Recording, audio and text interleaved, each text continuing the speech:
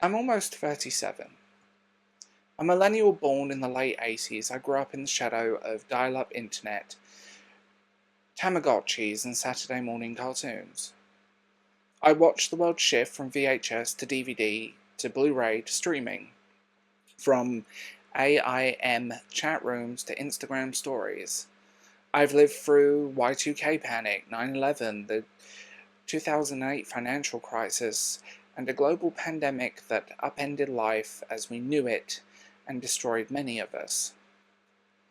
Yet, despite all of these seismic cultural shifts, I don't think my generation has produced a novel that captures what it means to be a millennial. At least not in the way that other generations have had theirs. If you enjoy watching my slow descent into creative breakdown, consider supporting my continued descent into that said madness. Leave a comment, it fuels my fragile sense of self-worth. Subscribe, because watching me struggle in real time is probably entertaining. And join my Patreon, YouTube memberships, or Substack. Your support helps me justify my life choices and possibly my entire existence.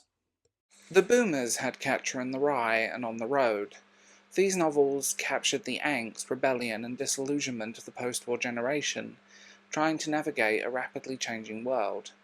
Gen Z had Less Than Zero and Infinite Jest, both reflecting the cultural nihilism that defined the late 20th century.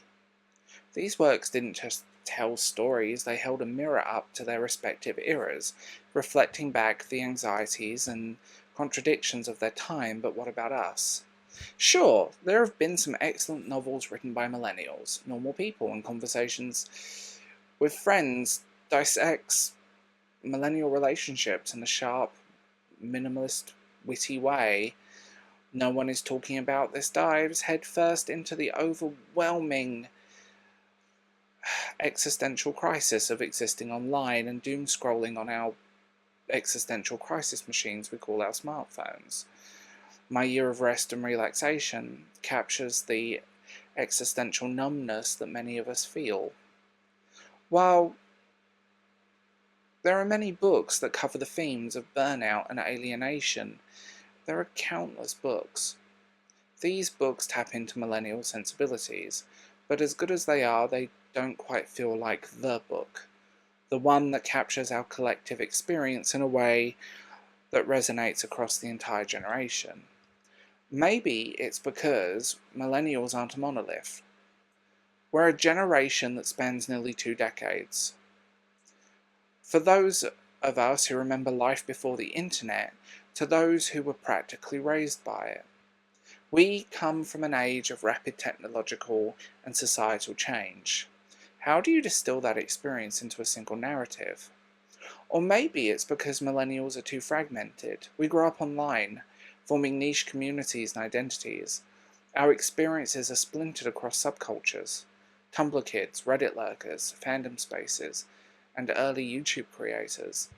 It's hard to capture a generation's ethos when that generation exists in thousands of digital echo chambers. And then there's the fact that millennials didn't come of age during a singular moment of crisis.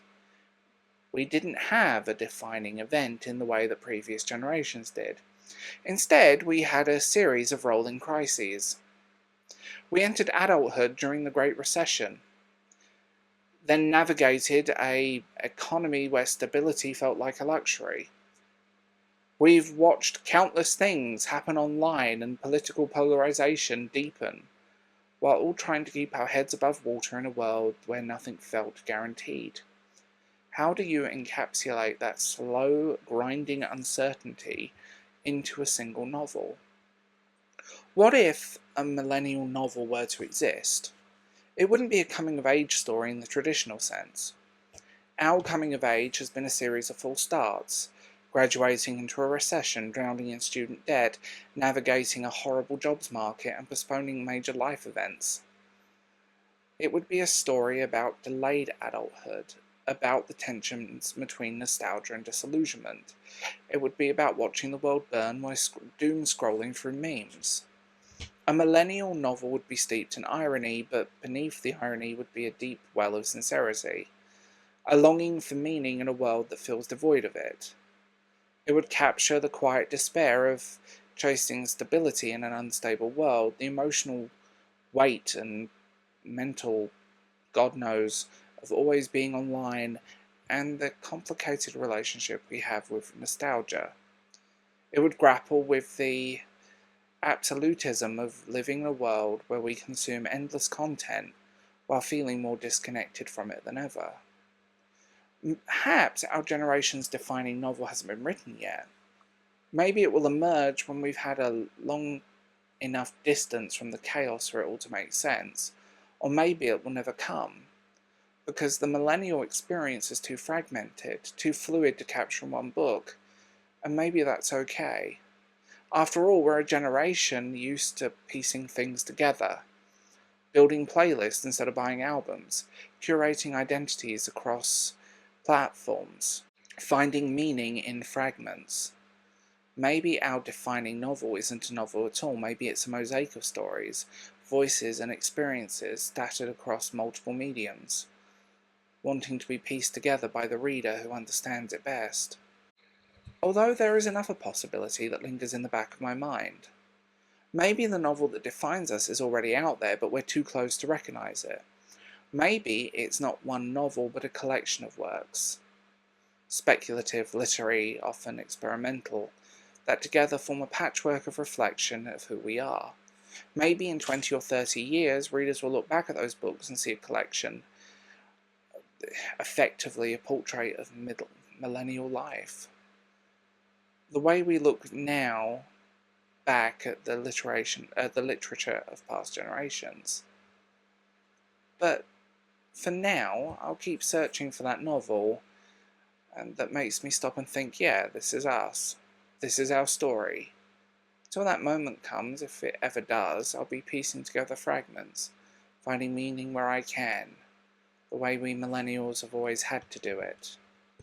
As we sit here getting old, questioning why a supermarket didn't deliver our favourite hummus to our house, and why the lactose intolerant amongst us can't seem to find the milk substitute that actually tastes nice.